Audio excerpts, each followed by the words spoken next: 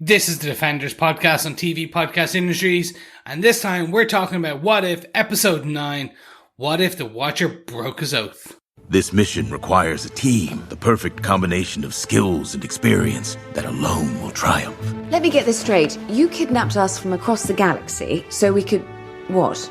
Save the universe? Not exactly. Bit more complicated than that. You aren't just our best hope to save one universe. You are my last hope to save all of them. You are the guardians of the multiverse.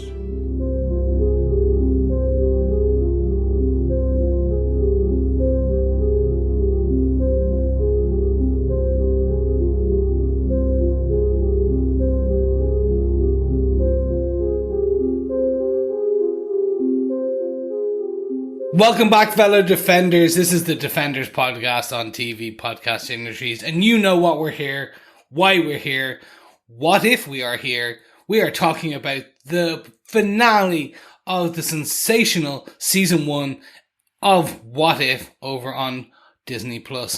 We are talking specifically about episode 9, What If the Watcher Broke His Oath. Yes. It is great. I am one of your hosts, Chris, and I'm joined by my illustrious co-hosts. Yes, hello there, fellow Defenders. I am one of those illustrious hosts, John, and the Watcher has been a very naughty boy. Breaking his oath. Yes, breaking his oath. I'm one of your other hosts, Derek, and I'm sitting here singing Agatha all along. Do you know why? Why? I didn't see her in this episode of What If. I was going to say, hold on, no, I actually don't know why. I know, officially announced today, Catherine Hahn is getting a spin-off of the character Agatha from WandaVision, which we covered earlier on this year. Show coming from Jack Schaefer, who is the showrunner of WandaVision. So for the last hour since the news broke, I've just been sitting here going, it was Agatha all along.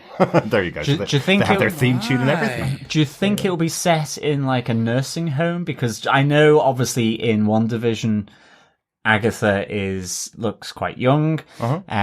But I just always have an elderly lady from the comics.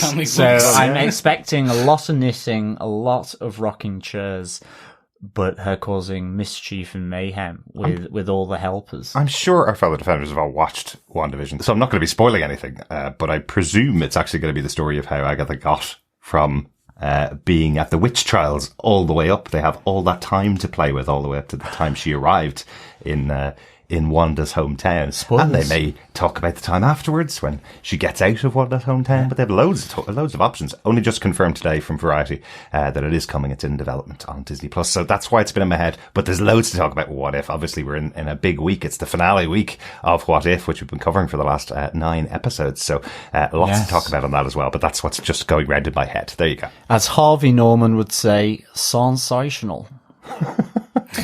What a weird For our international viewers, that is a very weird ad that plays in Ireland. Harvey Norman's is a retailer. But we're not here to talk about Irish retailers because we are here to talk about What If. And we're not talking about Agatha all along. We're here to talk about the one, the only, the Watcher. But we didn't even get a reaction from Chris on the news, though. Chris, sorry. My reaction is, this is great. I'm just like, where is it in the slate? My whole thing was the original discussions, or what I was aware of, was that was always, if they announce it, it is some point, it is happening in the next 12 to kind of 18 months. Right. But we know that's not to be currently true because we saw Miss Marvel, which was supposed to apparently is still slated for a 2021 release. They have not said differently as of recording on the 7th of October, but there's no space for it.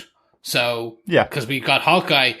So unless they do a Christmas Day release, which they don't think they'll want to conflict with their, the Book of Boba Fett. Yeah. So my assumption is 2022, and that means it's then from its announcement to its airing will be more than 18 months. Yeah, and remember, all the shows of this year have all been affected by COVID filming and COVID production and release and all that kind of stuff. So that's all been kind of knock-on effect. We know there are 4 shows coming out next year on Disney Plus, all from Marvel. This is likely to be 2023. Is where it is. But the announcement was only just today on Variety, and they said in development, which means, of course, if they don't come up with the right idea, it may not get to fruition. But confirmed Jack Schaefer involved, and of course, Catherine Hahn, which is very cool, of course. Yeah, but, that's very cool. There you go. Just thought I'd bring the news to you guys. Let's get into our discussion about What If. Yay! Why, Danica, darling? Yes, it's definitely. I was just about to end with. Essentially, I wonder how that's going to be impacted, because at that point, all roads lead to Strange. And I don't mean in the fun way. I mean Doctor Strange. All roads lead to Doctor Strange. So I wonder how that's going to net out and things like that. With all that, let's get back to What If. Let's talk about the finale. I don't even want to get into what we thought before, because I want to kind of save it for the discussion points. So straight into the episode details. Derek. Yeah, once again, executive producers of the show are Brian Andrews, AC Bradley, Brad Winderbaum, and Kevin Feige. Head writer of the show, AC Bradley, does writer duties once again on the finale of the show. AC Bradley writing this episode, and directed once again by Brian Andrews. I think he directed every episode of the series, but as usual, because we don't get the advance notification of that, I've been calling him out every week as the director rather than just saying he directed every episode of the series. So, great to have both of the head people on board for the finale, tying up, I guess, all of the loose ends from season one and giving us a kind of cool outro to the season, let's say. John, do you want to tell us what they gave us with your synopsis for the episode? Sure. One selected group of Guardians can save the multiverse. From across the multiverse, the Watcher selects his team. Captain Carter, who would sacrifice herself for the mission, will create the opportunity. T'Challa, Star-Lord, considering every option, will provide the skill for an advantage. The Supreme Doctor Strange will provide the protection to get the job done.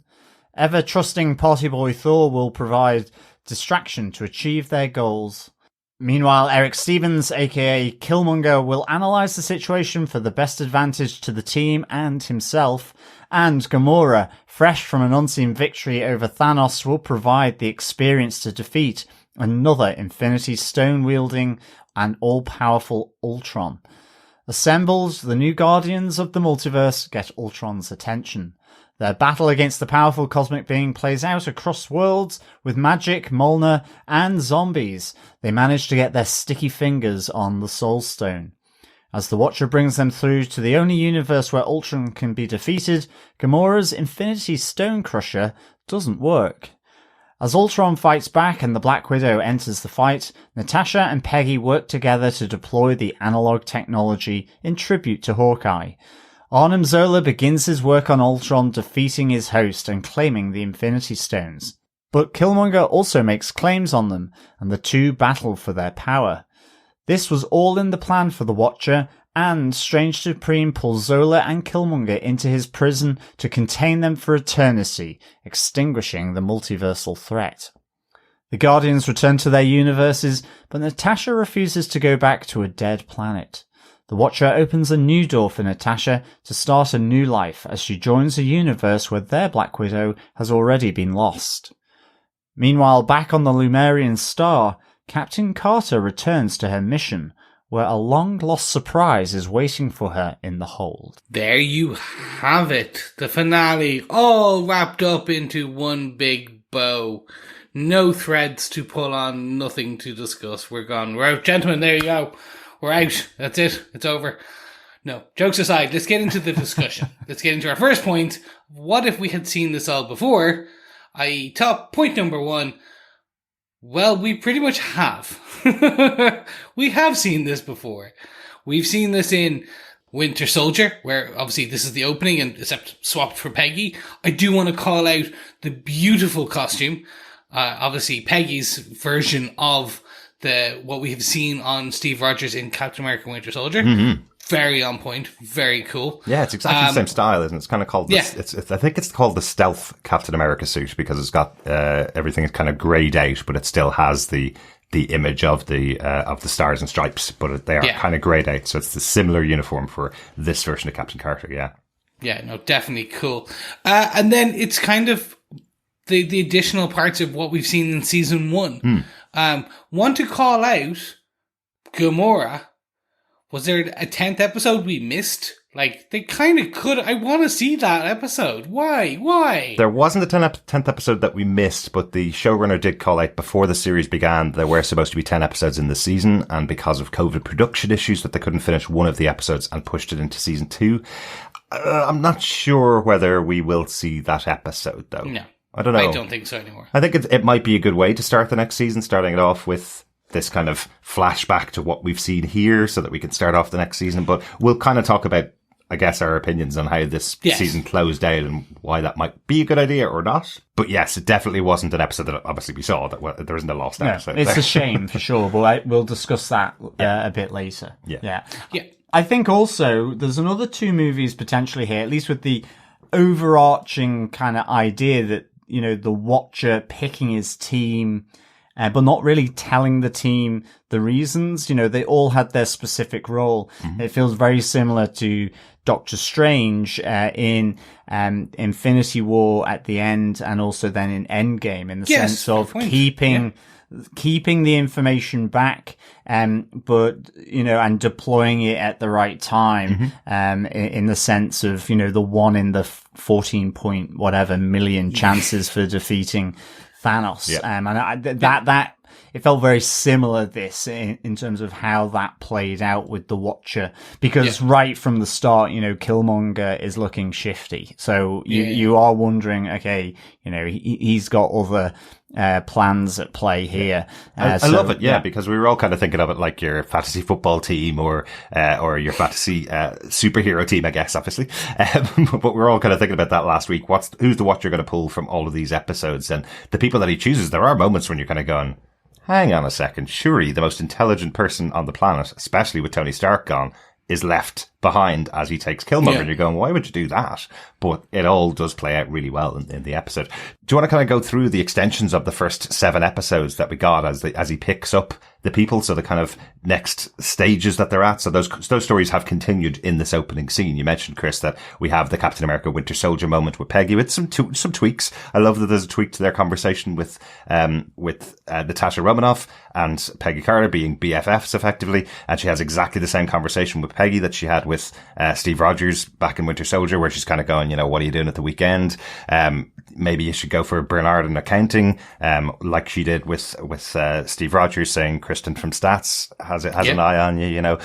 So I really like that. I love there's a bit of play there where Captain Carter responds going, nothing good has ever come after the name Bernard. Ooh, what if the name was Steve? Of course, says Natasha, again, showing there's a connection between the two of them, which we see play out a little bit later in the episode. But then we kind of move on to Killmonger. As I mentioned, he's being sought by Shuri and by Pepper Potts, who are arriving there with the Dora Milaje to take him down effectively. So he has gotten into the position of power. He's sitting in the throne room of Wakanda. So that is the next step in that storyline. He did take on the mantle of King of Wakanda, which we didn't see in his episode. We saw him getting the Black Panther title effectively, but we knew he was going after that role. Yeah.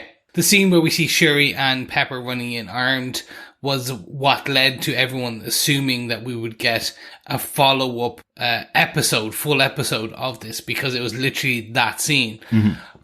But now we know that's not the case, because that scene was in this episode. Exactly. Yeah, I thought Pepper Potts looked nicely badass, actually, with the big gun. For sure. Yeah.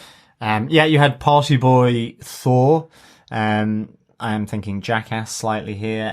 That's the reason why we're calling it that. Where he, fighting off the bots that we saw come through the portal. Ultron's drones, giving out because he was about to go on a date with Jane Foster. So I liked how they connected these little elements to sort of the end of each episode, because, there were moments through the series where we just said, I'd like to have known what had happened then. And okay, it's still abridged. It's still very much shortened, but it just gives you that little look into those developments, especially I think with the Killmonger one. And just because that was such a kind of, we all kind of thought another 5 minutes on that would have really worked. And in a sense, we don't get 5 minutes, but we get an extra minute of seeing that, he put his plan into action, as did Shuri and Pepper Potts as well, to try and dispose of him. Yeah. So it was really good. I really liked that. I thought it was a nice little touch.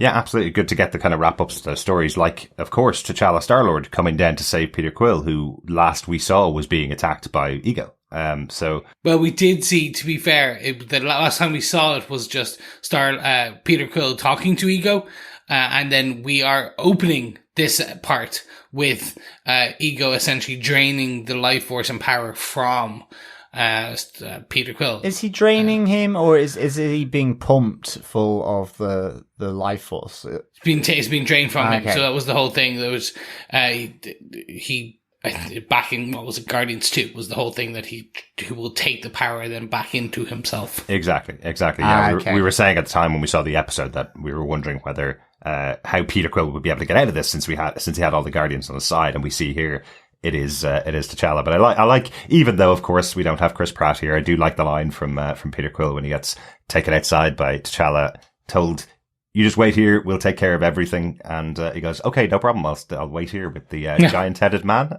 Is that what it is? As Watcher arrives on the scene. We've already mentioned that it isn't a Gamora and Iron Man scene in any of the previous TV shows. We have to absolutely call out, though, that this is the only Tony Stark that lives, right? In the entire series. He's died every single time in every episode, but here we have Gamora and Tony Stark, after defeating Thanos, melting down his Infinity Glove, which formerly held the Infinity Stones, finishing off their battle, and we have Tony once again repeating the "I want to develop a shield of armor around the galaxy." It's where he is now. Yes. So this does make Doctor Strange a liar, because Doctor Strange in Infinity War and Endgame says there's only one timeline where they win. You did it again, Chris. Yeah, in his universe. Timelines and universes. God dang. Yeah. Yeah, fair point. Yeah, okay. In their universe, there's only one solution for the 14 million possibilities that Doctor Strange sees, but there are infinite possibilities in infinite universes. So, yeah. That is a very valid and a very fair point. Oh, timey-wimey multiple universes. This is great. Yeah. Timey-wimey was hard enough. Now timey-wimey with multiple universes. It's like a stack of pancakes. It's going to confuse me, but I'm going to gobble it all up until I'm sick. Excellent. This even comes into play in Gamara's storyline in this episode, because in her universe, she created the Infinity Stone Crusher, this tool that's able to destroy all of the Infinity Stones. And that, we think, is the way they're going to beat Ultron in this battle, effectively. But because she's from a different universe, that tool was built to destroy the Infinity Stones in that universe. And they have been destroyed. It's achieved its goal. It achieved what it was built for. She can't use it in another universe. So, so that is bringing that kind of idea in here. It is a real shame, though, we didn't get that episode, because first off, I really did like, the Watcher just saying, "No, not you, Stark." I'm looking for Gamora. I think just because we had Nebula quite a lot in the other episodes, I think it would have been nice to have seen Gamora. Absolutely. Either in some of these episodes or that standalone Gamora episode, I think, because she's such a powerful character. Absolutely. I love her in the MCU. Yeah. So yeah, it's a little bit of a shame, but I guess, with COVID and pandemic reasons, it's tough. I mean, they've done a great job, given the circumstances. Agree, but it wasn't Zoe Saldana who came back to do the role here either. It was Cynthia K. McWilliams. Yeah, so that would have been cool if it was Zoe Saldana. Again, we've talked about some of the actors reprising their roles and some of them not being able to. So I think it does make sense once you get to the end of the episode and you see the explanation for why everybody's being used. It does make sense why some people are more in the background than others, and why their story isn't as complete in the episode. But it would have been great to see the character of Gamora, you're right, again, because she's such a great character in the MCU. I know we're going to get her in Guardians of the Galaxy Volume 3, and I think in Thor Love and Thunder as well. I think she's and the Guardians of the Galaxy Christmas special, which I keep forgetting about on purpose because I keep confusing it with the Star Wars Christmas special and hoping it's going to be better than that. It will be. It will be. It's James Gunn. We can hope. Anyway, the final piece I just want to bring up is the Avengers. This is where we have seen parts of this before. We have where we got multiple origin stories culminating in a badass bald man bringing them all together to fight a threat. Mm-hmm. There we go. It is the Avengers. Yeah. Yeah. Yeah. Yeah, see?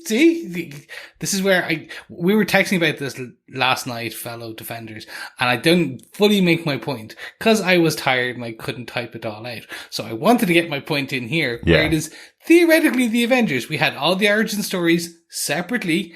This is them culminating together, coming together to save a city, not New York, Moscow in this case, save a universe, multiverse, but still New York. Or a city.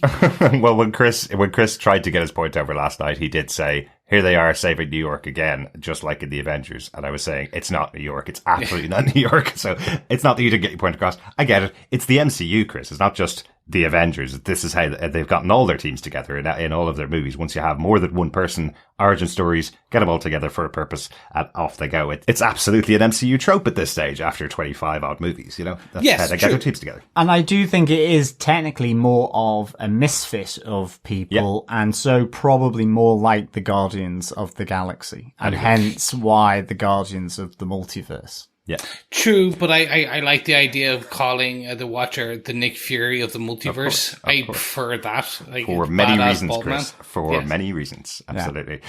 But let's move on to point number 2. To get into the meats and the bones, the very much the crushing of the Infinity Stones and everything in between.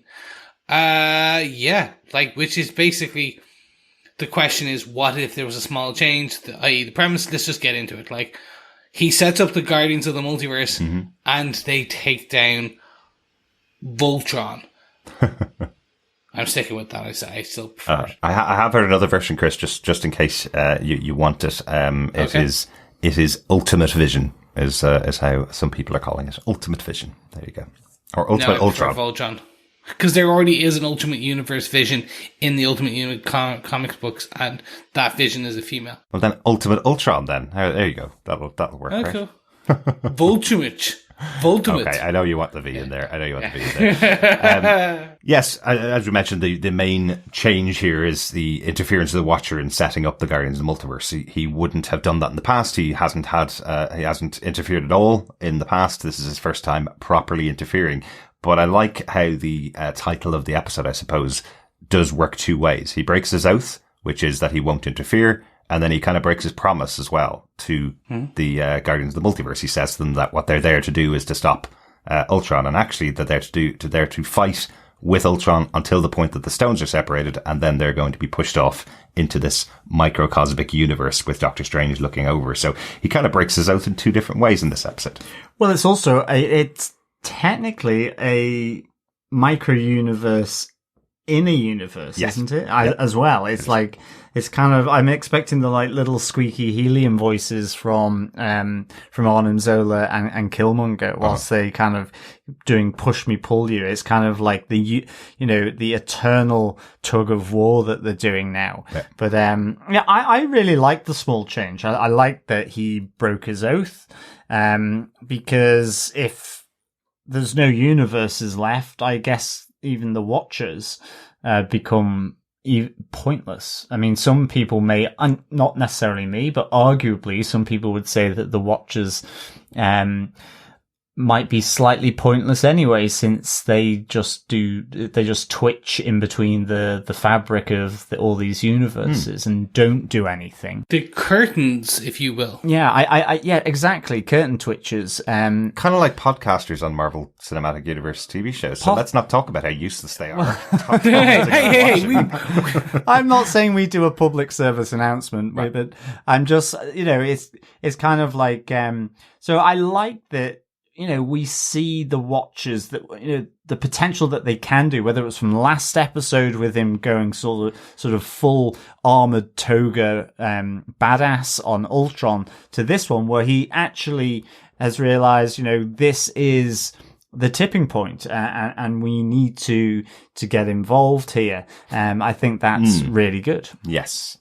No impact of it on season 1. It's simply he's made a choice to intervene here.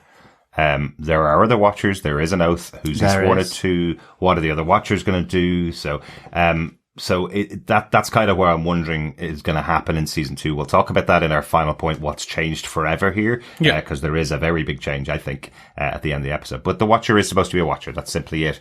But he was punched in the face multiple times by Ultimate Ultron last episode, bringing him into having to make this choice to intervene, because he effectively was in the story at that stage. He was dragged into this story that he was watching. So he has made the choice to intervene in this episode. But I loved this idea of getting the team together. I loved pulling them all from their individual worlds.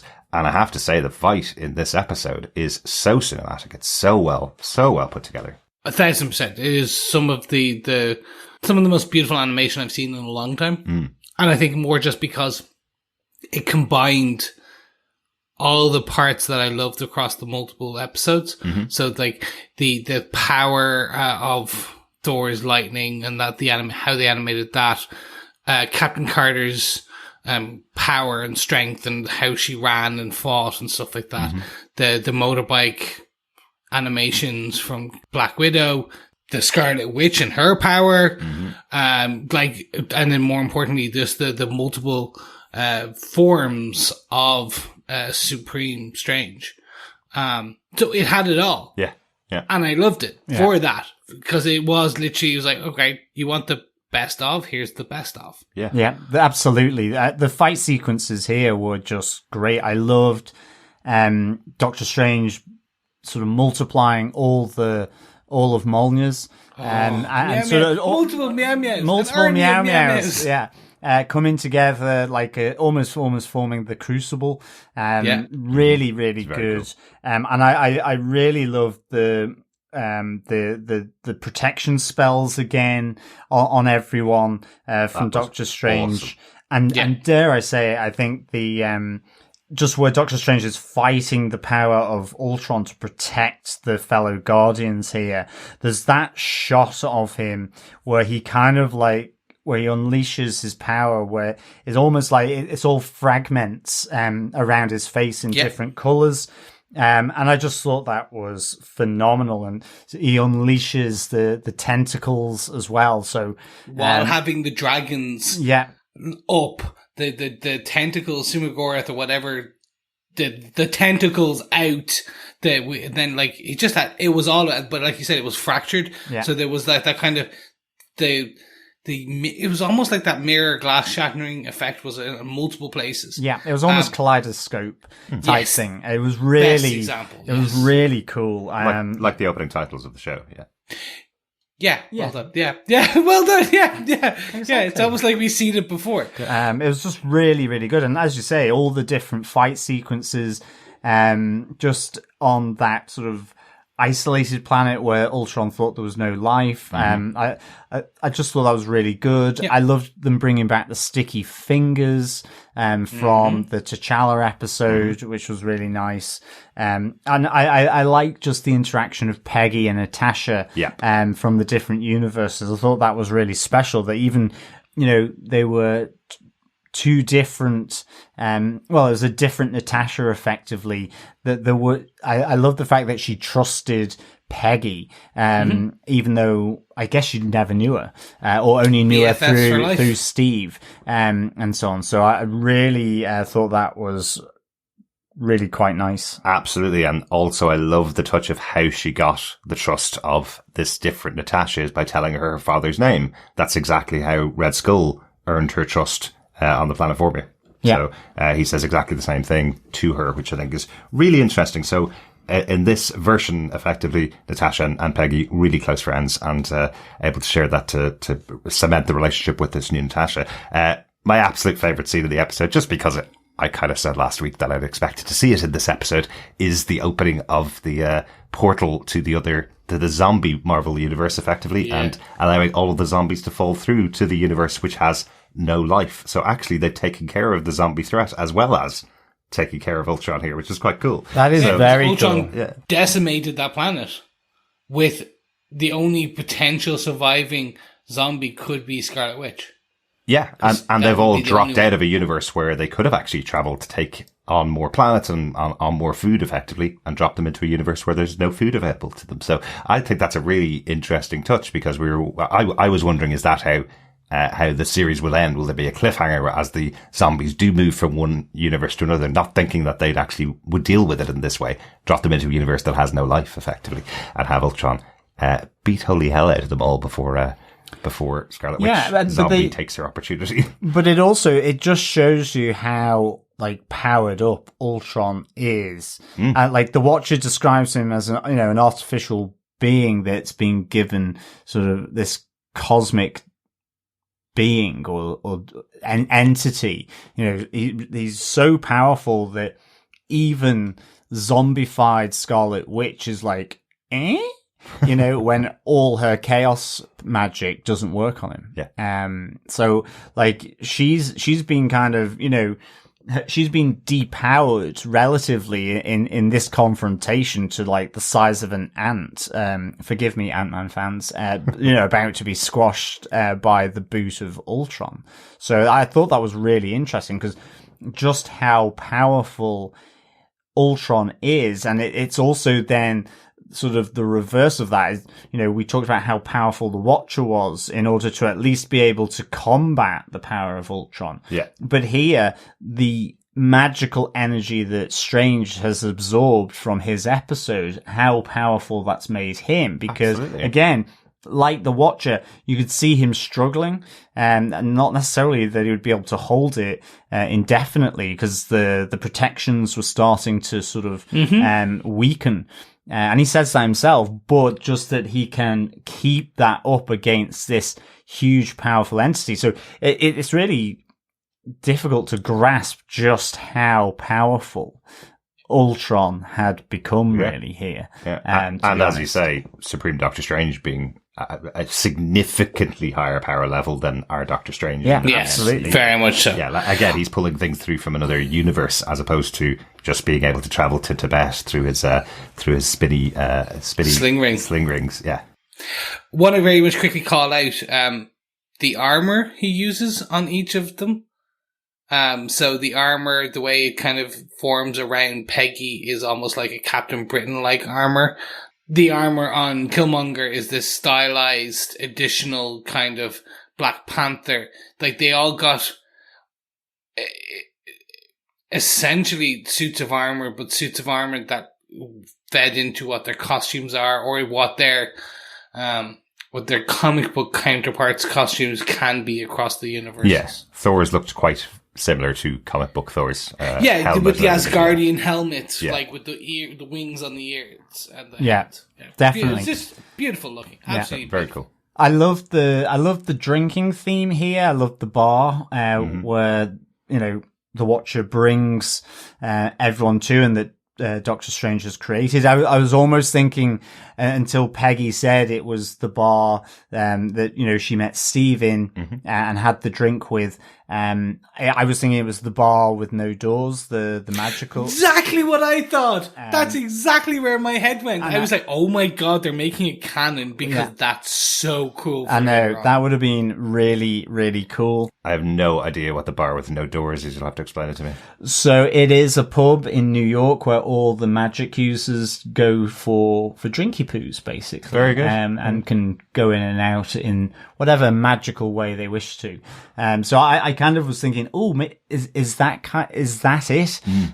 Certainly because it's kind of being held up with all the magical incantations from Strange and so on when Thor opens the door. So I thought that's kind of what I was thinking, but obviously it's not, sadly. Yeah. And then I know we talked all the way throughout Loki about how close that series was to Doctor Who, but that moment when Thor walks out the door is hanging on to this, effectively spaceship, I guess, as he's hanging outside. Absolutely a Doctor Who moment. Felt for this TARDIS-like, series. yeah. Oh, exactly. Yeah. But I did think it was cool. For that second where I thought it was the bar with no doors, and I was like, oh my god, because again, that would have been a really good one, because then what you get the opportunity to do is, it's the one thing, it's an additional thing that has been added that will be canon later on. Right. Hopefully. Yeah. We'll get to that in our points 3, because it's one of my it's one of my gripes with this finale. But let's move on to discuss the crux of it, which is Infinity Stones.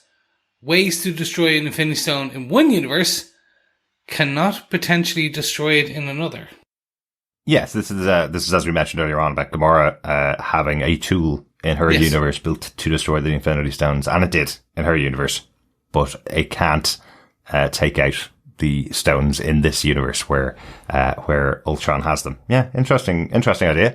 I think it makes sense in the MCU universe. It's stone lore. I think one of our wonderful fellow defenders called recently, where they can just effectively say, well, this is how it works because we've created this idea. So this is the story. But I think it makes sense. There's a lot of complications going on, with people's understanding now. People are beginning to feel how complicated everything is that's going on with now having the TVA stuff and Loki and this idea of multiverses and different timelines. All that stuff is starting to get really complicated for people. And I think I'm happy with how it's been explained in this episode, but I have seen a lot of reaction that seems to be very confused still about how these things work. And I know there's a few pieces of feedback that we have that people are still a bit confused after watching this finale. So I liked it. I think it makes great sense. And once again, it's all part of Watcher's plan. So Watcher knew this wouldn't work. Watcher specifically chose Gamora for this job so that she could distract and they would have a focus for the full team. So they believed that they would be able to separate out the stones from Ultron. Yeah, it kind of yields back to some of the other science fiction tropes, or the stories that, not even a trope, but the stories out there that, like, the only thing that can destroy matter is antimatter, but when you take that antimatter out of one universe and bring it into another universe, it won't destroy the other universe's matter because they're not opposites anymore. They're like a tenth of a degree off from the frequency in that universe, so therefore they're not aligned, so they're not polar opposites, so they can't destroy each other. And I get it, and I think it's a good thing.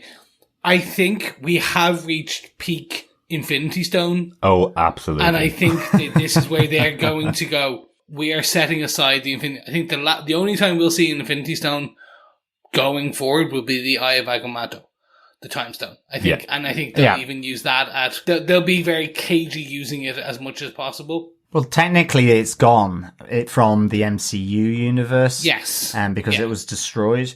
But yeah, I mean, you're right. And the Eye of Agamotto, I think that is, that's more than just a receptacle for the Time Stone. I think that was just the device used in the MCU.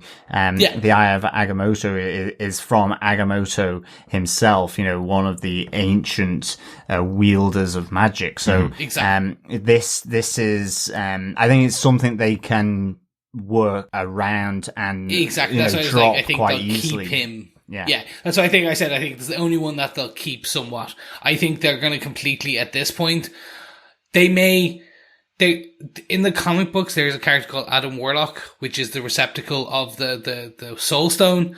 And he was teased in Guardians of the Galaxy, or that golden coffin. Yeah. I've heard people say that they may bring the Soul Stone back for that. I don't think that's the case. I don't think it is, because I literally think as I made the joke, they've reached peak Infinity Stone, because everything else now they do starts to affect there's too much canon. There's too much lore, and the lore is getting slightly confusing. Yeah. It's essentially where you had the Force, and then you bring in metachlorians, and everyone's like, oh, wait, hold on, that doesn't make sense anymore, because if the metachlorians are here, then this doesn't make that for then you've over-engineered the plot device. Do. And to be honest, I think that's always a risk when anything that starts with "it's all connected" is going to do. Exactly. To be honest with you, I mean, sometimes arguably you could say the Warner Brother approach with the DC, where it's like anything can be anything. It doesn't matter. We're not necessarily going to connect everything. And I do think that, you have to be careful when you do that, because you can imagine the Marvel Kevin Feige sort of timeline now is so branched that there will be sort of deep sort of Marvel protectors of the sacred timeline that will need to be brought in order to bring it back. They'll have their own TVA to bring it back, because it can, I think, spiral. Yeah. So that was so in Star Wars lore, in Lucas Disney Star Wars, they have an office of canon. Like there's a department that look after that.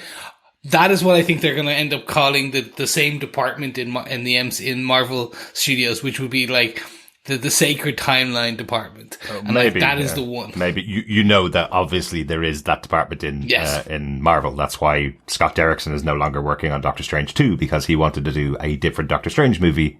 Kevin Feige was going, no, it's the 27th movie in the Marvel Cinematic Universe. It has to follow this part of it. I think the reason why we're not going to come back to the Infinity Stones is because it will get really, really boring if every single villain, their only thing they have to go for is go and find some Infinity Stones and then take over the galaxy, or whatever it is. Yeah. It's great to see it in animated form. It makes loads of sense when you've got this really powerful cinematic universe movie that's just happened to take people through that story and go, right, let's talk about the Infinity Stones here. But Marvel uses them sparingly as well. Then in the comic books, I think it kind of appears every, 5 to 10 years, there will be an Infinity Stones storyline. There's so many other stories to tell. And if Marvel do lean on the Infinity Stones again in the cinematic universe, people will be turning away from the cinemas in their droves, because they'll be saying, we've seen that story, move on. Exactly. So, speaking of, though, we've seen the story, let's move on. How it is culminating, which is essentially, I enjoyed this one, the fact that it is Stephen who cops the the breaking of the promise by the Watcher, which is, he brought us here to do this one part. It was our job to get these two to fight and hold, and now I am building my crystal maze or crystal prison of that would be awesome. The Crystal Maze prison. Will you start the fans, please, forever? Yes, I think it was fun. I think that was I wasn't expecting that as the ending. That was not where I thought, as everything was starting to wrap up, I did not expect, okay, so it is just essentially, that is the crux of it, which is Stephen is putting them in this prison, and it looked like a mirror dimension. Exactly. And then putting it back inside of his mirror, his little broken, dead universe, except for with his little prison. It's like they went back there. So now he is the jailer in his own jail. Yeah. Exactly. It's a little confusing as well, because, they've used the boundaries of universes in that mirror dimension way, like it was used in the Doctor Strange movie. And then you see Doctor Strange creating that same prism-like structure around Killmonger and the remnants of vision with Arnim Zola stomach face. So I think I think it's probably a mirror dimension, because that's the whole point. Is it contains things and it prevents the rest of the world, or in this case, the room size universe that Doctor Strange is in, from being affected by what goes on in there. So it's almost like they're in stasis, I guess. That's what it felt like. Yeah. So I guess Stephen got a pretty raw deal, to be honest, to stare at them for eternity to make sure that nothing happens. Or did he? Because in his own universe, where he was sitting on his own doing absolutely nothing, there was nothing there before. Well, that is true. To stare at for now it's like his toy soldiers or something. Can't take them and play with them, unfortunately, but he has to let them stay like that forever. But he can roll it. He can roll the ball up and down his prison. Exactly. I actually took it that Stephen knew about this whole plan all along, that he'd worked on it with Watcher and the two of them, because they were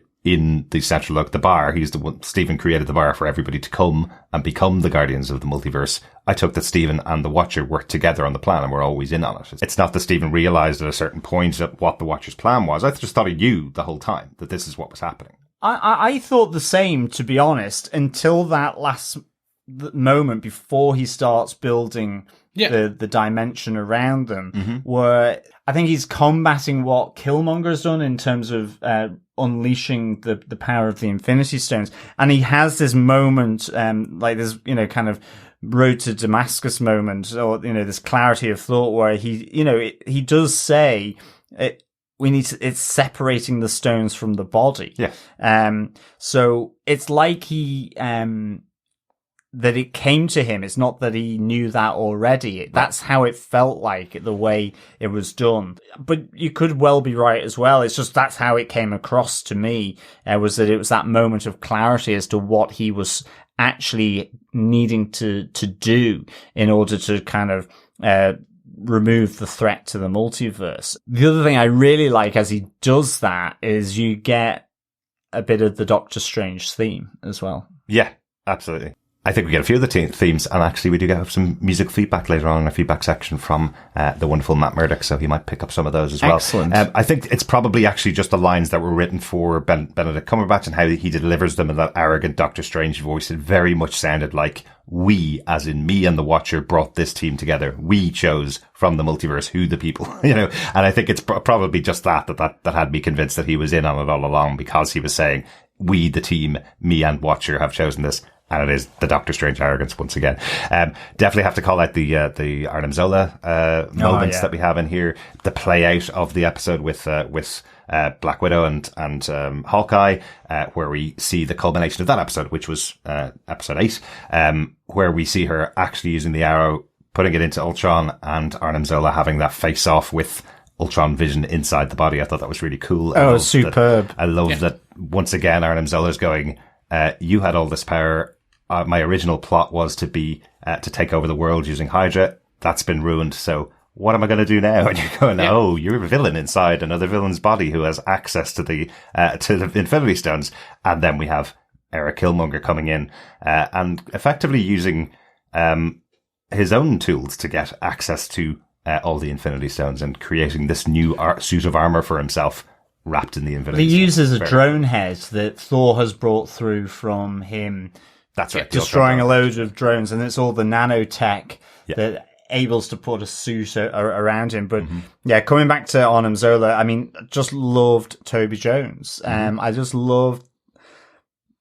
loved his turn of phrase in that German accented delivery.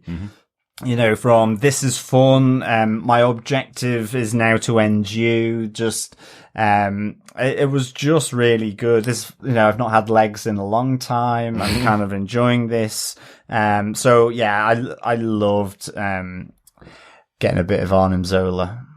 Absolutely. Which sounds like a lovely cheese, actually. That is the end of this episode. So should we move on to the final of where this leaves us? Our final point for this episode, which is, where are we? Where do we go next? What is left? And more importantly, if we want to go, what if the universe was changed forever? Yes, this episode ends with all of the Guardians being returned to their own individual universes. So we have Captain Carter going back to that fight on the Lemurian Star. We have Thor going back for hopefully having his date with Jane Foster back in his reality. Obviously, no return of Killmonger back to his world. So maybe Shuri is the new king of Wakanda in that world. Who else we got, guys? We have Gamora going back, and then we have Black Widow being replaced. Does not want to go back to her dead planet, so she goes to a different universe where their Black Widow is dead, and she takes that, and they even call it out. You're not mine, but you're good enough. And I know this is a half-hour episode, but there is something very odd about how that scene all played out. Loki's attacking a SHIELD helicarrier with Steve Rogers and Nick Fury aboard. Don't know when that could have happened. It's obviously another universe, so it could have happened any time, of course, but Loki seems to be very much in charge in that situation. Yeah. But it's just how it plays out with, Black Widow comes in, takes out Loki pretty quickly, knows exactly how to use the scepter on him to control his mind. I love how that happens, but it is really about 30 seconds, and Nick Fury, I'm not going to complain Nick Fury knows all, because he does know all, but he knows absolutely what's going on here. Oh, you're not my Natasha, but you seem to be very similar to her. We'll be friends now, kind of thing. Yeah. I know there's an economy of storytelling in a 30-minute show, but that was so quick. Oh yeah, even I went Whiplash. Yeah. Okay, but yeah, the one crux, like the one stop I hit is where is that on in the timeline? Yeah, and then we obviously get the key ending for. Should we talk about it? The post-credit scene? Absolutely, yes. There's a post-credit scene just to wrap up a little nice story for Captain Carter, where she finds the Hydra Stomper, last containing Steve Rogers back in the 40s. I know she seems quite excited about it. I know Black Widow is kind of going, Peggy, look what we found here. What could be inside? Like, I'm sorry. Honestly, all I was thinking of was, is it going to be much more heartbreaking if she finds the skeleton of Steve Rogers? No, it's alive. You see the ticking of the heartbeat. Okay. On the panel. That's good. So okay. It's either the Red Skull or a Steve. And if it's Steve, then hopefully it's the Steve who's been like frozen almost. Because it looked like the Winter Soldier chairs and it looks almost like a Winter Soldier kind of implementation, and kind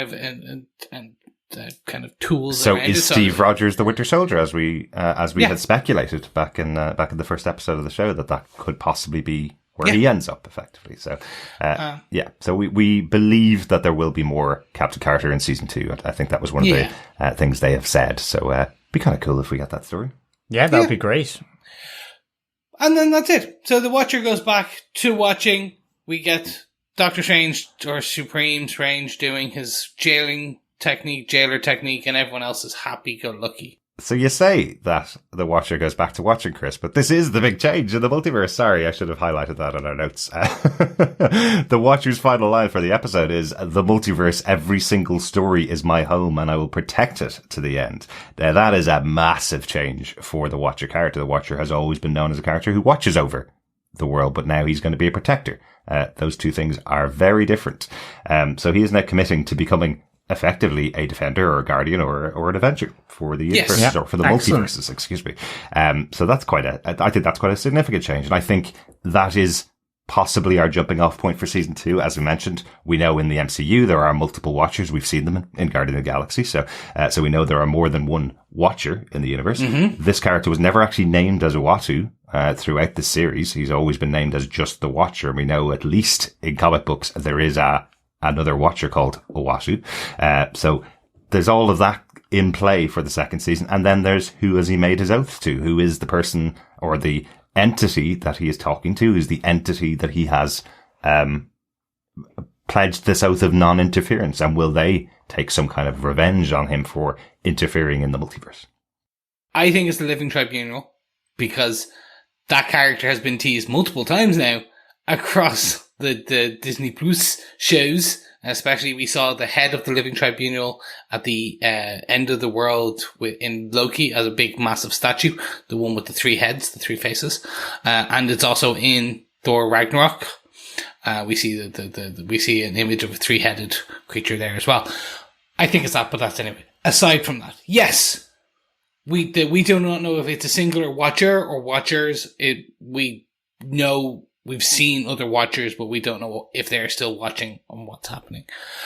This is where, ladies and gentlemen, this is where I hit my issue with this episode. That's it.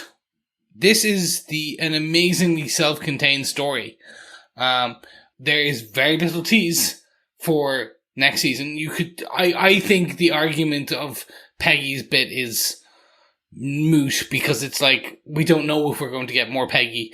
We can assume, but we don't know. My expectation was we would get, like everything else, every other show, every other film, it's here's something bigger that you should then go off and go, oh my god, should we talk about it, and let's think how this will. This is very much contained. The crisis has been averted, the multiverse has been saved. The Watcher is like, I'm going to protect and watch over, continued. There's no bigger, why not tease part of the season 2? Why not tease something going into Doctor Strange? Like the Supreme Strange meeting another multiversal Strange. Kang! He Who Remains, okay, not called Kang anymore, or yet, or whatever, or Mortis, or He Who Remains. Why not bring, they knew about He Who Remains. Why not have a He Who Remains like character stepping out of the shadows in a Kang costume? Like, there was so much they could have done with even just like a split second. And they didn't. They made it a very self-contained unit. And I don't understand why. I don't know what you're kind of looking for. Because, I mean, I would say it's certainly contained. You know, it's abridged storytelling. But, I mean, they have teased the multiverse and what it's capable of. And that's...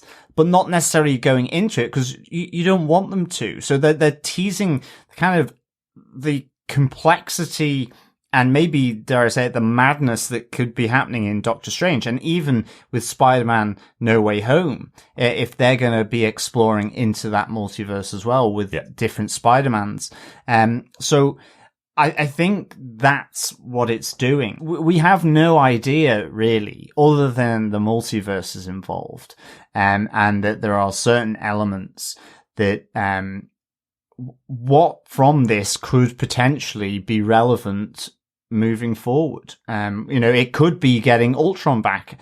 It could be the importance of the Watcher turning from a Watcher to a Protector, and how he comes in. So I think that you can see plenty of links as to how it could, but I don't know what they are really. And well, until we see the other movies. Until we see the other movies, yeah. I mean, but that's the same with everything. I mean, you think with Guardians of the Galaxy, it's like with Adam Warlock, you know, he's been teased, and that's literally it. We've seen nothing. So it's all postulation, it's all sort of extrapolation and theorizing until it actually happens. So, I mean, I feel that it's done that good job, and maybe it is looking at us right in the face, which is Peggy Carter and Steve Rogers into season 2 as a kickoff point, along with how the Watcher deals with the other Watchers, and potentially. But I mean, there's nothing so on your nose. But I think most of these pre-Phase 4 movies have all been about, in differing ways, in various degrees, exploring the multiverse or reality, from the smaller notion of it within WandaVision through to, like, you know, the change in reality of Steve Rogers passing the shield and the Falcon accepting it finally, and that change within within a single planet, to Loki, where it's certainly looking at the time element of multiversal change, and certainly coming from Endgame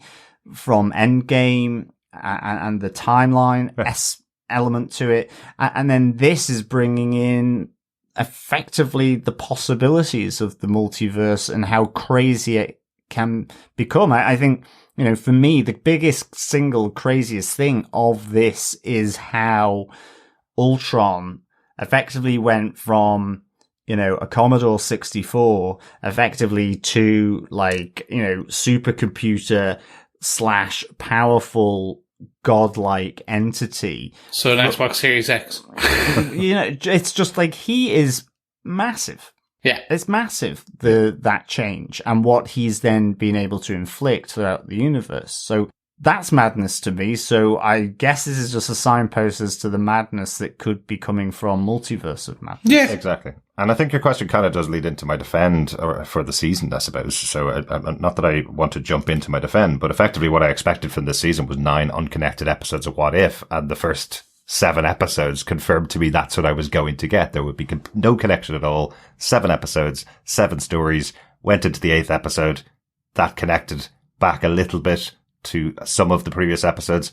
And then this final episode tied everything up and connected everything together and gave us some furthering of the stories of the characters we'd seen already in the series. So I think these shows are about preparing people who want to know information about what could a multiverse look like? We're going to hear that word a lot. We heard it a lot in the past. We're going to hear that word a lot over the next couple of years with all the movies coming up. And now you know what a multiverse looks like because you've seen 9 episodes of it, right? So that's true. So you don't necessarily have to see any of the Marvel TV shows, which they've always said. Feige has always said you don't necessarily have to watch any of the shows to enjoy the future movies, but they should add context and add a fun journey for people who are watching them so they can watch them, I suppose.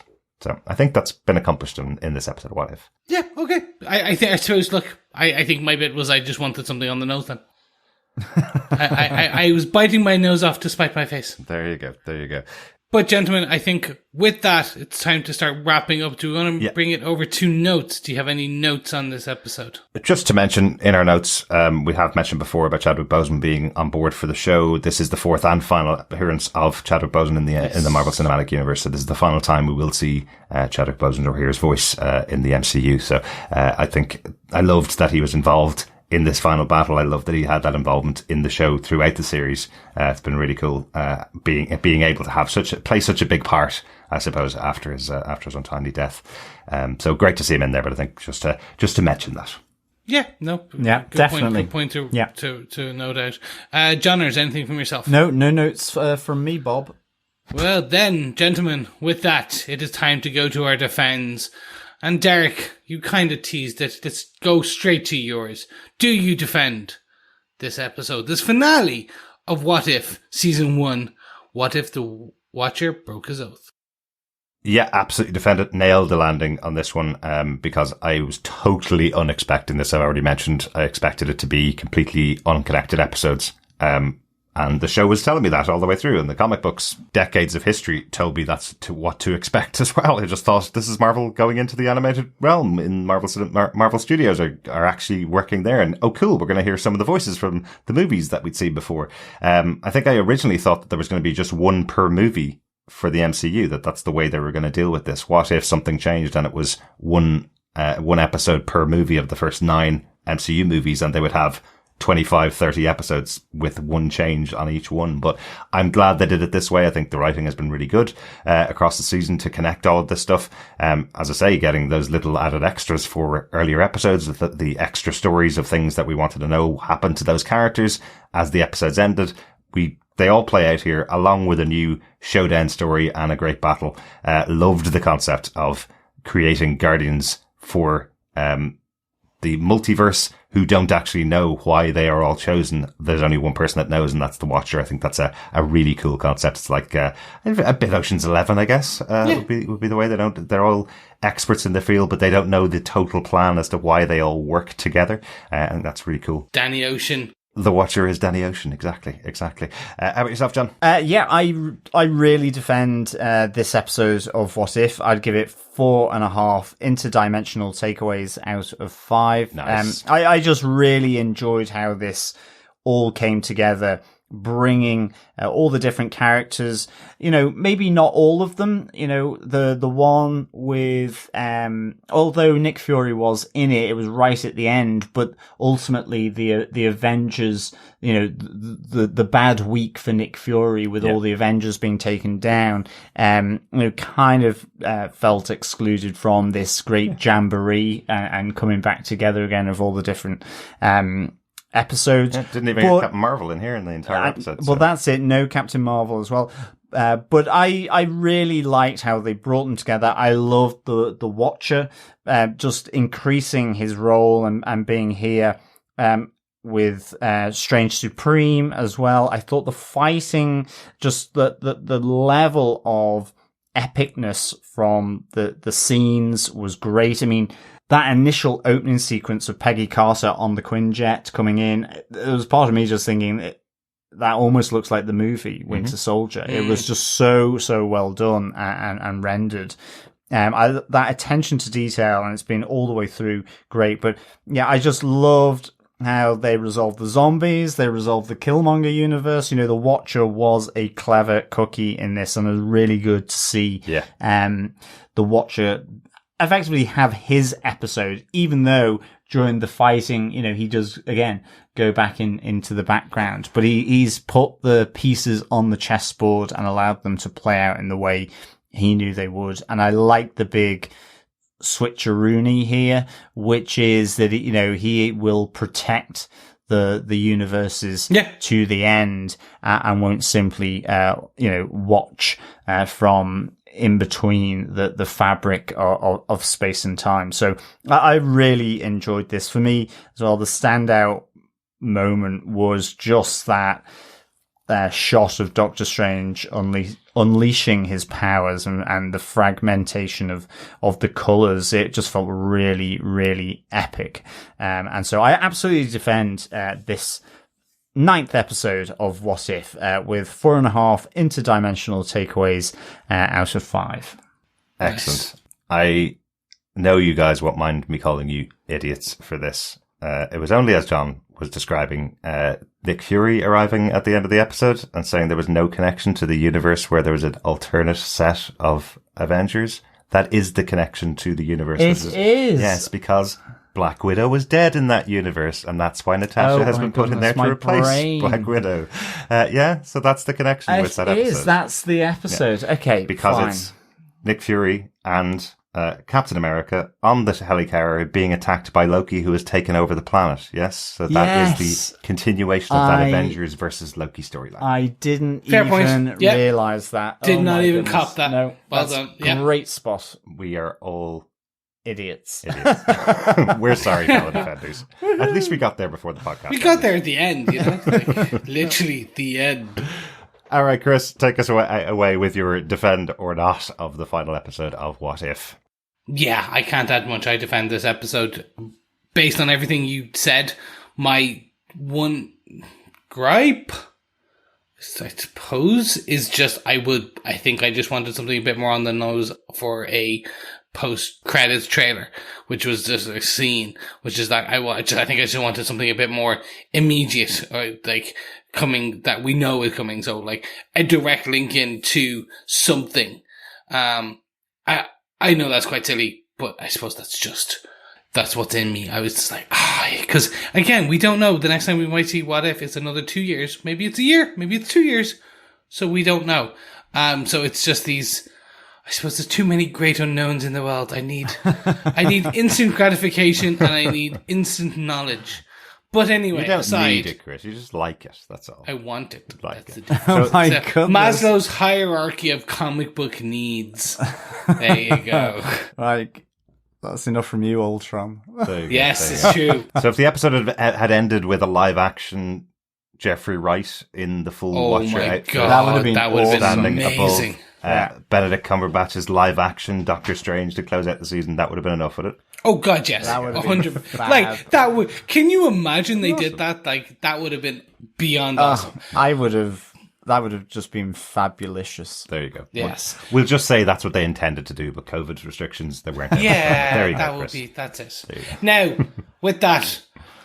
Because we're not going to get that, I'm going to go drown my sorrows in a pint. So let's go to the pub. Yes, we should. Yes, welcome, fellow quizzers and defenders. I did think initially I was going to be able to pull a drinking question out of the hat with Doctor Strange's magical conjuring of a range of drinks there, and realizing actually that Doctor Strange loves a good margarita as much as myself. Then I was very happy. The similarities continue to build. The thing is, I can't do card tricks or pull a rabbit out of a hat. And I don't wear drapes very well either. But let us get on to our pub quiz question for episode 9. What music-related battle cry does Thor use before attacking Ultron? And who was the original singer? Ooh, 2 points there for this question, for this episode. So, the original singer of the original song is what we're looking for, as well as the battle cry. Interesting. John, do you want to give us the question one more time? I certainly will. What music-related battle cry does Thor use before attacking Ultron? And who was the original singer? Very good. Also, just to mention to our fellow defenders, John's discussion about what question he was going to ask. He was going to ask what all the drinks were that were given to each of the team. And then he was writing down. He was like, okay, I think that's a Cosmopolitan. think that's a glass of red wine. Uh-oh, that's shots. Yeah, so basically. There would be no way you would match. It would be like blankety blank. John would be trying to match answers with the audience. Well, we could literally do, we could move away from the pub quiz and have a live blankety blank episode. There you go. Someday. That may be a bit hard to pull together. I think so. But there you go. Fun. We are done in the pub. And if you enjoyed the pub, don't forget to get all the answers in over by next week, as next week we will be doing our season in review wrap up, as potentially we still don't know if there's going to be a behind the scenes. We can assume there's an assembled episode for this. We probably will discuss that as well, but we won't know until next week, so let's wait and see. But we will definitely do pulling a name out of a hat. No, we won't. We will be basically putting all the winners and discussing the winners of our pub quiz, as well as going through all the answers. So make sure you get the answers on the back of a postcard. And this, by postcard, I mean email to feedback@tvpodcastindustries.com. Yes. You can also head on over to tvpodcastindustries.com, and all the questions are on the page. So make sure you can check that out if you have any additional questions to get them all in by Wednesday, the 13th of October.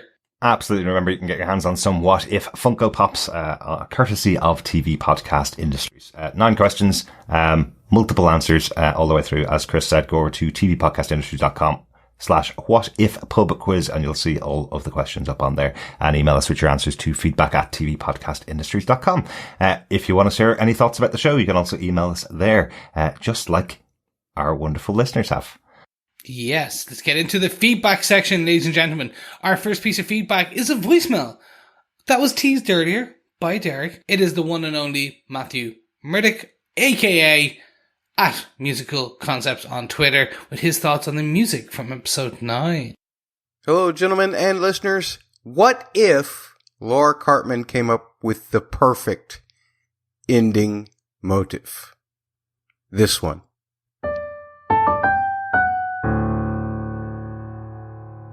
There is something about the timbre of the piano which can elicit great emotion. Think about how near the end of The Winter Soldier, that theme that we'd heard for all of the action stuff suddenly played high on the piano, created so much emotion as Bucky, from somewhere within that body that was the Winter Soldier, pulled Steve onto the bank from the water. And here with Cartman, it's nothing special. It just kind of outlines a major chord, except its highest point feels like it's reaching just further than that, and then it settles back to a major chord. And major chords always tend to feel lighter. And in this case, because the note higher was causing tension, even if just for a split second, the release of that tension gives us the happy ending as Peggy knows that Steve is in the Hydra Stomper. Loved it. Not only that, but think of how many different times I've come on here with you guys and just talked about minor chords and how they're dark and how they make us feel terrible or scared or sad, or how the stuff that I've talked about from psychoacoustics and literally Psycho the movie, how those dissonances of notes right together totally bring up the tension. Not here. Cartman saved the sweetest notes for the end.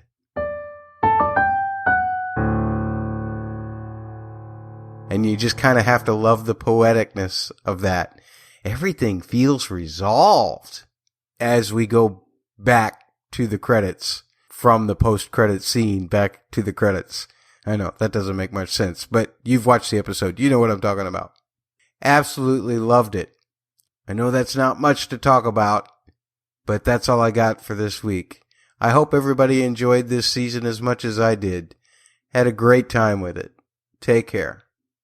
Thank you so much, Matt. That is absolutely fantastic, and appreciate everything you do when you send in this, because the level of details that I just do not understand or first comprehend until you kind of spell it out for me is astounding. Absolutely agree. Thanks so much, Matt. It's been great hearing your thoughts about the music throughout the series. I know we've said lots of appreciation for that we haven't mentioned on air. We've got loads of emails that came in, loads of messages from people saying they really enjoy your feedback on it.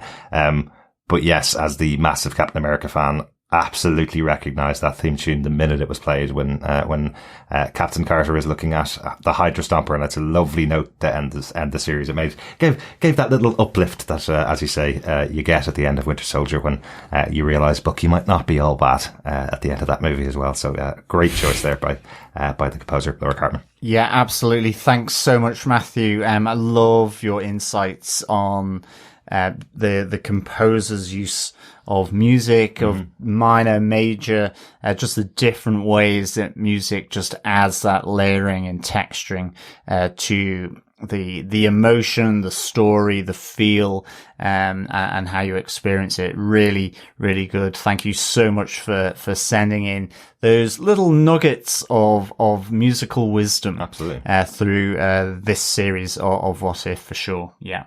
Thanks so much, Matthew. We also got feedback through on email. Over on email, Coffee and Vodka shares his thoughts. Greetings, Universal Defenders. My bad. Looks like there were no extraneous episodes. Everything was brought, including reference to a missing show featuring Gamora and the only other Tony that survived. Although considering Uatu's out-of-hand dismissal of him, it didn't seem for lack of wishing otherwise. I can only suppose the Watcher sees him as the reason for Kang's existence. What a brilliant conclusion, made all the more so by the chemistry of the assembled team. The animation seemed more live action than any other this season, with big, brilliant battles and amazing subtlety. Widow's expression as she looked down at Clint's bow in her hand, Strange carrying tragedy about him like a second cloak, T'Challa's sense of hope, Peggy's positive stoicism, Killmonger's playing of the odds, and of course the star of the show, Party Thor's instinctual exuberance. Gotta love that guy. Am I right? A fantastic conclusion. 5 out of 5 sticky-fingered soul stones. I should have also mentioned Kang and Ultron.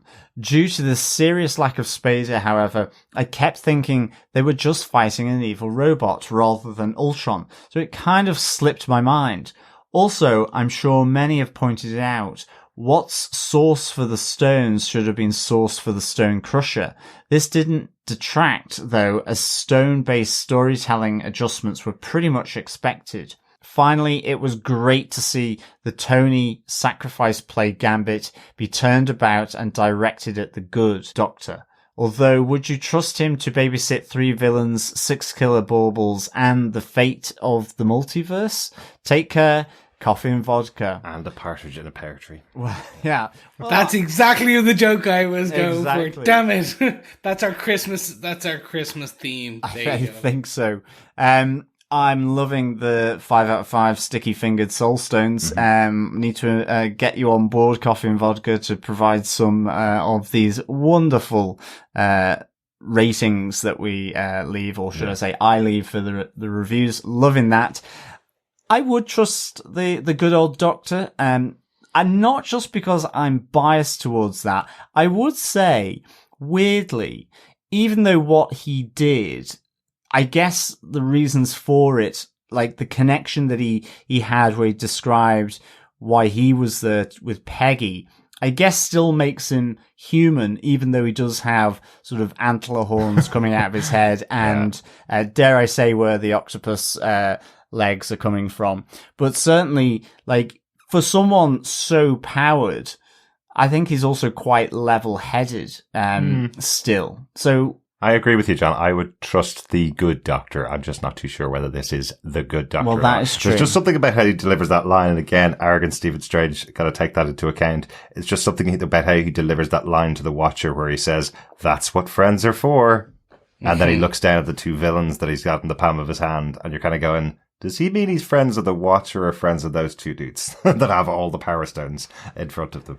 That was all. It's just how he delivers the line. That's true. But I trust the good Doctor. Yeah, of course. that is true. He is also not the Doctor from the MCU, but I'm I'm kind of thinking he's probably not too bad. No. Despite all the stuff going on with his face and his body. We can hope. We can hope. Thank you so much, Coffee and Vodka. We also have an email from the one and only Victor Sellers, who said, "Greetings, Derek, John, Chris, and fellow Defenders. Well, the general speculation on the finale was correct. That is a great ensemble cast. The cinematic style animation was, as always, fantastic. Thor could have toned down the frat boy act a little. Definitely. I see Peggy and that team up well. The final arrow shot was exciting. I would have liked to see more of the zombie Wanda Ultron battle. I thought it was a bit odd to start hearing Uatu using catchphrases like WTH and Showtime. Lessons learned. Never turn your back on Killmonger. Where was he carrying that robot head during the battle? It's a fair question, actually. I don't know where he was. He's Killmonger. He had it somewhere. Nanobots. Yeah, nanobot. There you go. That's the answer to everything. Continuing on, Victor said, I love the way Marvel pulled this series together. I think we're all well primed for Doctor Strange in the Multiverse of Madness. Excelsior, Victor Von Doom. Absolutely. Yeah. Yep. Totally agree with you. Yeah, definitely. Thanks, Victor. Yeah, we also got an email in from Jerry who says, "Hey guys, that was a great finale. Lots of twists and turns and awesome action. 2 things. First, I hate Party Thor, so that makes me a party pooper." I'm with you, Jerry. Second, Infinity Stones logic. How can Ultron's Infinity Stones work in the multiverse? In the Loki show, it establishes the stones only work in the universe they come from. So if Ultron travels to other universes and the Watcher's pocket dimension, they should not work correctly. The final fight is in Ultron's universe. That's why the stone grinder does not work. Can't wait for season 2. Jerry in Niceville. I know what you mean, Jerry. This is exactly the confusion that's starting to be caused by having stones particularly being used in multiple places. But the way we're keeping it in our minds, at least, is TVA is about timelines. Once it's removed from the timeline, doesn't work. And when you're talking about multiversal movement, things will work in other universes because they still exist. You're carrying them with you to those other universes. They worked in one place, they'll work in another, effectively, is what we're saying. And it's certainly the complication with the stone grinder, so let's hope they don't bring in a stone polisher as to whether it can polish the stones in Of another universe. Of another Or will it universe, destroy yeah. them? Yeah. It certainly makes it really complicated. Mm-hmm. Yeah, no, it does. And look, as I said, my assumption is they're going to retire the stones for the foreseeable future with bearing passing mentions. Yeah. They have all the other gauntlets and crazinesses that you need in the Marvel comic book universe to pull from. They don't just need the Infinity Stones. Unless someone looks really cool with them. Maybe they'll bring them back then. Yeah, that's no, very definitely. True. Thanks, Jerry. Yeah, thanks, Jerry. We also got some Facebook feedback over at facebook.com/groups/TV Podcast Industries. First up, Heather Wallace says, when it comes to Killmonger, it's good to see the Watcher is a fan of Firefly Curse, your sudden but inevitable betrayal. I bet there's even a universe he's seen where it got more than one season and a movie. Yep, that would be awesome. That would be great. Oh my God, yes. Heather continues, that was fun and had great character interactions. And the fun is imagining all the unseen stories. Captain Carter and Nat make excellent BFFs, and now I want to know about the Hydra Stomper reveal. I wonder if T'Challa, knowing Killmonger is his cousin, meant that Eric was raised in Wakanda in that particular universe. And I want to know about the world where Gamora and Tony Stark have teamed up. The only one I don't care about is Party Thor hugging Jane. Mm-hmm. I think there seems to be a little sub-theme going on here. They're also right.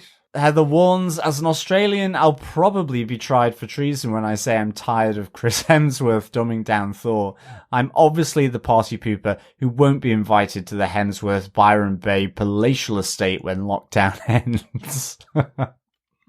Yeah. Shakuse. Don't worry. Chris Hemsworth is his own person. Thor's just a character who plays as a party loving Aegis. Exactly. It's the same as coming from the UK and saying, I don't like period pieces in movies, or, you know. That's like me coming from Ireland saying, I don't like Guinness and I don't like trad music. Yeah, that'd be really weird, wouldn't it? Thanks so much, Heather. Totally on the same page as you. William Walton says, for a split second, I thought the Watcher was going to send Black Widow to the main MCU. See, we did work out that it is the universe that we've already seen in the what if episodes. But yeah, that was crossing my mind for a second, just how that conversation was going on, where the Watcher was going. There is a universe where Black Widow has died there. I can send you over there, and you're going, oh wow, this is how they're going to be bringing back Scarlett Johansson to the MCU in the future movies. And then you're going, oh, actually no, they're not going to do that. Thanks, William. Yes, thank you so much, William. Continuing on, over on Facebook, we also have some feedback from Dan Lee, who says, not you, Stark, coldest put down of the whole series. I thought the finale was fine. Props to Doctor Strange for being the real MVP. I was listening through headphones, and for me, some of the voice work sounded odd, almost echoing. I can't argue with the visuals though, simply superb. As a whole, I'd rate the overall series a solid 7 out of 10. Thanks for the stellar podcast work, guys. It's been a blast, and I look forward to Hawkeye, currently catching up on Why the Last Man 2. Excellent. Yeah, thank you so much. Glad you're enjoying Why, or catching up with us. And yeah, Hawkeye is just down the road. At least about a month. Yeah. Oh God, it's just about a month. Yeah, about 5 It weeks. is, I know. Yeah. Excellent. Thanks, Dan. Yeah, thanks, Dan. Michael Booth says, well, that was some good fun. That opening scene was great, taken right from Winter Soldier. A quick whip around to collect the Guardians of the Multiverse, then action galore. Loved how they pulled some things from each of the different stories, though disappointed there was no zombie hunter Spidey. And where did Gamora come from? The missing 10th episode? Overall, a good round off to the series, and I'm glad Matt got a new universe and that it looks like Peggy will get that dance after all. Oh, that's lovely, Michael. Yes, maybe a Harryhausen dance with a skeleton. Who knows? We are coming into the witching Halloween hour. Maybe. For sure. Hopefully it's alive, Steve Rogers, though. Yeah, thanks, Michael. Andreas Ubinas says, I guess the Watcher wasn't punished. No, well, certainly not yet. Not in season 1. Andreas, certainly not yet, but maybe in season 2.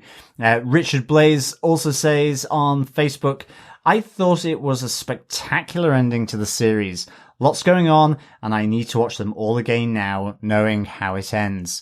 Hoping Series 2 doesn't repeat the first and introduces new stories and not just focusing on the characters we met in this one. Although with the ending, there's clearly going to be some going back. Grumbles? Again, way too much to fit into 30 minutes. And then I also feel a bit cheated that we didn't get the Gamora episode. I want to know how she defeated Thanos and met Tony Stark, who lived. Mm-hmm. Yeah, I think it would be really good to get the Gamora episode, even maybe if it's as an extra or something. That would be cool. Because it might not fit into whatever they're thinking about with season 2. I do think you're right. There is so much to fit into 30 minutes, but for me, it's shorthand, short form storytelling in the same way that you get, short stories in a book. It's using those different techniques just to get there quicker. And so it doesn't go into the same depth, but I think across the 9 episodes and with this finale, I think they do a really good way of utilizing that in a great way. Agreed. And I guess it's probably more difficult for writers. It's like trying to do a summary, or dare I say it, a synopsis. It is really tough not to go sort of on and do that 5-pager rather than simply a paragraph. Absolutely. Thanks, Richard, for your feedback. Yes, thank you so much, Richard. Continuing on, we have some feedback from David, Mr. Writer, who says, Thor. I love Thor. From the opening scene with the Watcher trying to talk to him and he keeps fighting, that was needed comical relief. My nerves were high. The scene with Captain Carter reminded me of Game of Thrones with Arya Stark. Overall, pretty good ending. You guys called most of the scenes that happened. I would have liked to see more Zombie Wanda though. Also, why the hell didn't the Watcher join in on the action? He already broke his oath.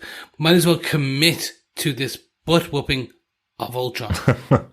That wasn't the intention though, was it? Yeah. He was trying to fulfill his plan and get everybody else in the butt whooping of Ultron while he arranged for the stones to be put out of all use. Isn't that it? That was the point. Yeah, thanks, David. I'm totally with you. Actually, the more I think about it, and I think there's been a bit of feedback here. The cut off with Zombie Wanda, it was really quick, and of course went to Ultron exploding the planet or doing whatever he did.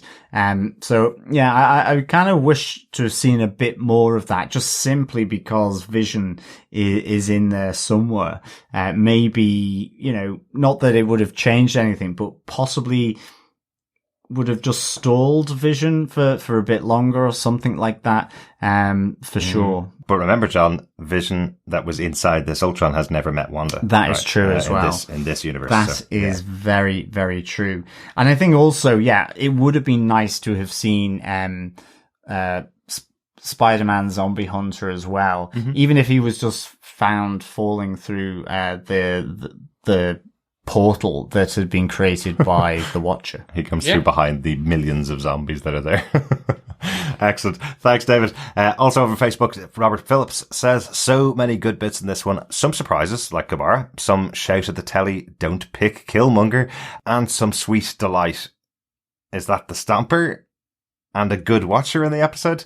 Enjoyed the individuality of episodes 1 to 7, and the 8-9 pairing tying together worked. But perhaps it would have been bolder not to have an arc across the season.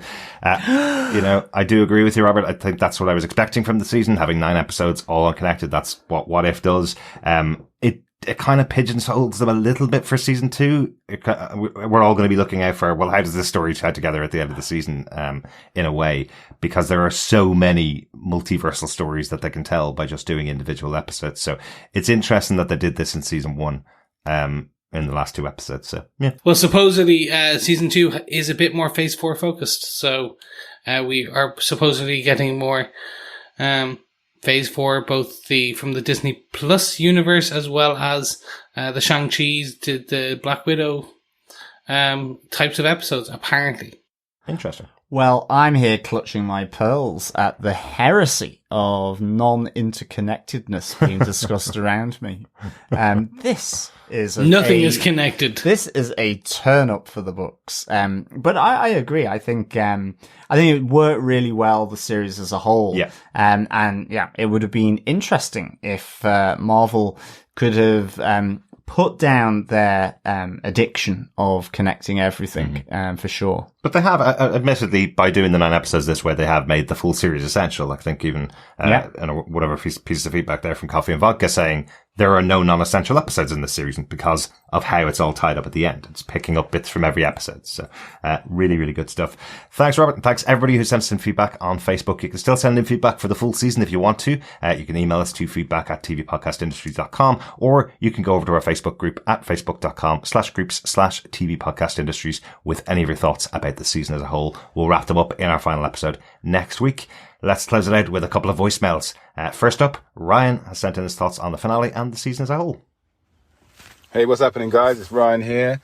Just thought I'd give my review on the last episode and a bit of the season, all in all, of What If. So, all in all, I was a bit with the whole series. I didn't mind it. I did enjoy it. But I think because I've been spoilt throughout the MCU, whether it be the movies or the TV programs we've had this last year, some of it I was a bit like, what is going on? There's clearly an episode missing. The Gamora being involved in this whole episode was a bit weird, considering we didn't see her really up until this episode.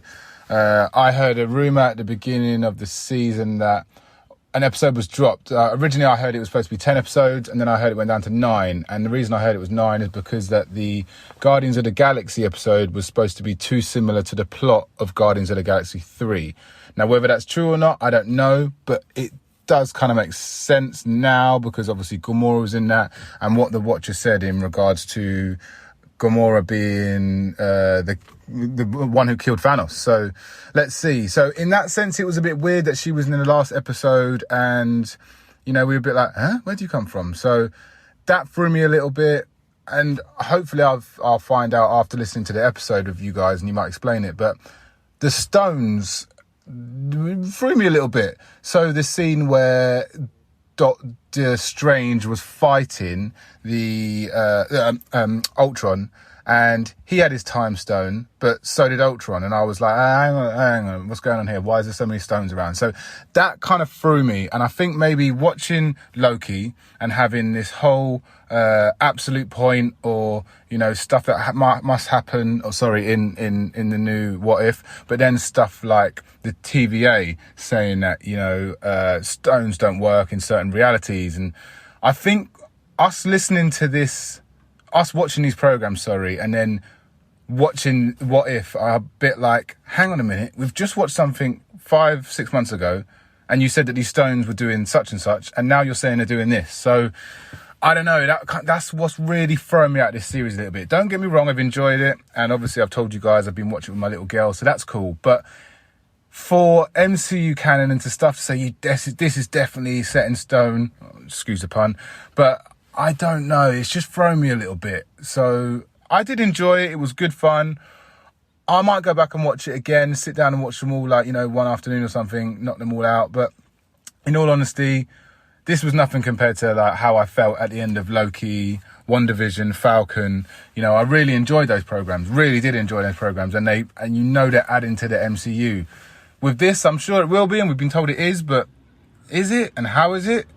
Listen, I've just got to have a bit of patience. All in all, I didn't mind the series. Do I defend it? Probably just about defend the whole series. My least favourite episode was the zombie episode. Sorry, guys, but I just don't get on with zombies. I find it so boring. My favourite episode was probably last week's one.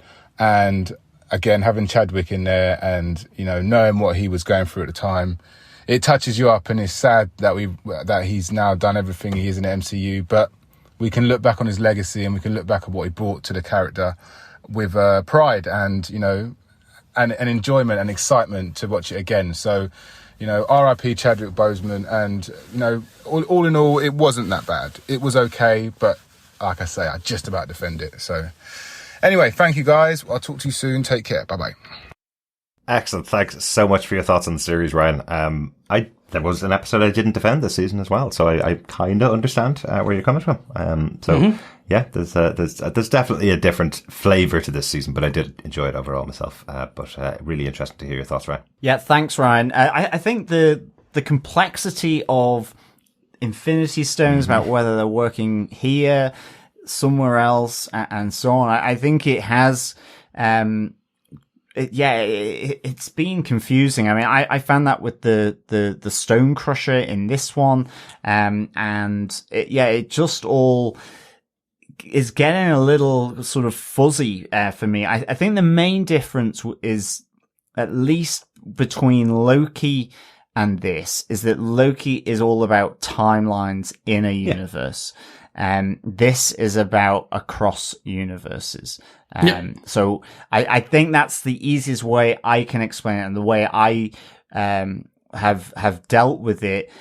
I'm still not entirely sure why the Stone Crusher wouldn't work. I mean, I presume stones are stones, and I mean, we do have in Endgame or Infinity War where Doctor Strange talks about them being elemental, created from the creation of the universe. So maybe that's the reason why, because each universe is so special. Yeah. But the Stone Crusher thing, I still felt, well, it would crush stones. I mean, I wouldn't put my hand in it if I was from another universe, you know, that it wouldn't crush that. It would crush hands, absolutely. I totally agree. Like, much like Squid Game's Crusher. If you're watching Squid Game, you know the scene I'm talking about. I think we kind of have to take the show at face value. It did give us that line. Gamora says it. It doesn't work in this universe because it was made to crush the Infinity Stones in my universe, and it already did that. So that's the line. Yeah. That's their explanation. I guess we have to go with it, right? I guess so. Exactly. Yeah. Thanks so much, Ryan. One final piece of feedback from Steve Brown. Hey, TV podcast. This is Steve. Wow, what a great finale for What If. I don't even have the words. This one, we'll be talking about this one. We will be, wow. Cannot wait to hear you guys, what you have to say about it.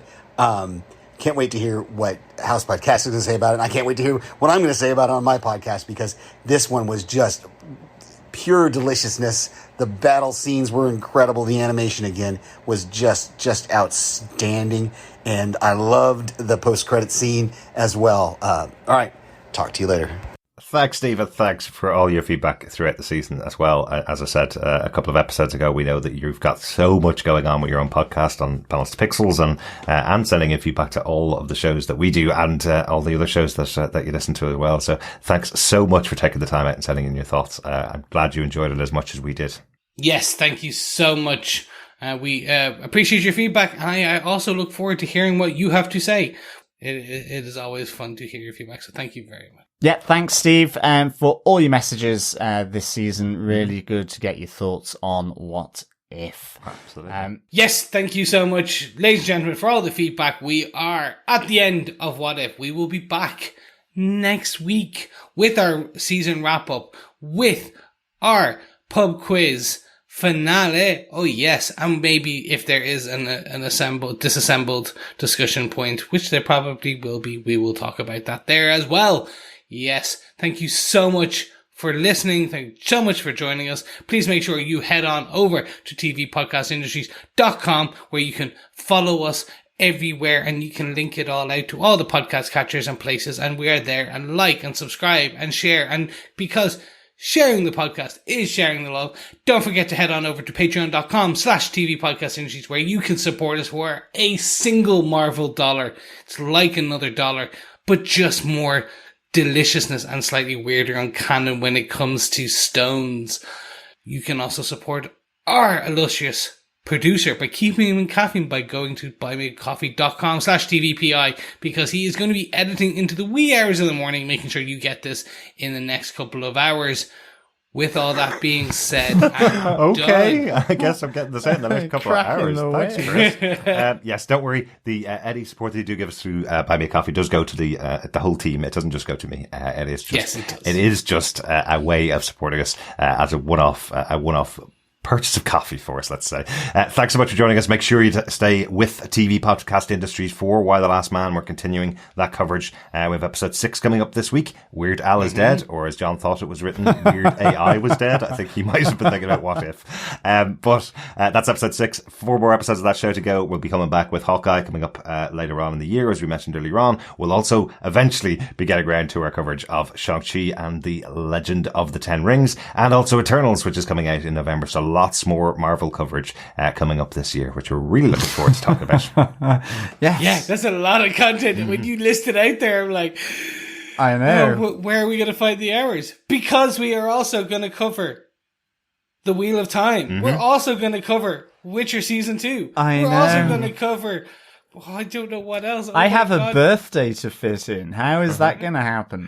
Because you're going to podcast throughout your birthday. That is how it's going to work out. I have to start going back to work and back to an office to work. Sorry, I've been working the whole time, but back to an office to work and fit in all of this editing and recording as well. So, yeah, we'll do it, guys. We always love talking about these wonderful shows, and we do pick them at the end of the day. So, yes, we do pick them, much like you picked us. Thank you so much. Ladies and gentlemen, boys and girls, fellow defenders, we are out of here. We will speak to you again next week. Yeah, Bye. Thanks so much, fellow defenders. Keep watching, keep listening, and keep defending. Mm-hmm. Bye. Bye.